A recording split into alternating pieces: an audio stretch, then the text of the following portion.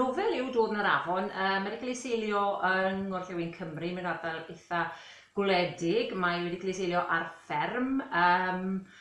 Mae'n nofel yn ôl rhai yn dywyll a yn ôl rhai eraill. Mae'n nofel sydd â dipyn o herthyn yndi.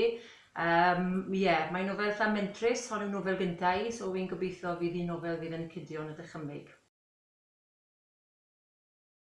Fi'n credu mai un o'r pethau mwyaf sy'n ysbrydoliaeth i fyw'r ardal. Mae'n ddigon ffodus i fyw yn ganol ca, yn ganol Dibynman, a dim ond David a Da a teulu'n Nghyfraith yn gwmni. Mi'n credu falle hefyd mae'r elfen yma o'r tir a'r cod yn eitha amlwg yn y nofel. Mae hefyd falle yn dylanwadu yn fawr iawn ar y cymeriadau.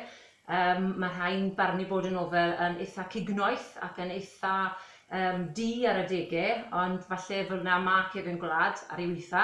Ar ei orau, wrth gwrs, mae Cefn Gwlad yn le cynnes a hapus i fyw ynddo fe, ond mae'r nofel i ryw raddau helaeth iawn yn mynd lawr y trywydd o fod yn eitha tywyll, wedwn ni.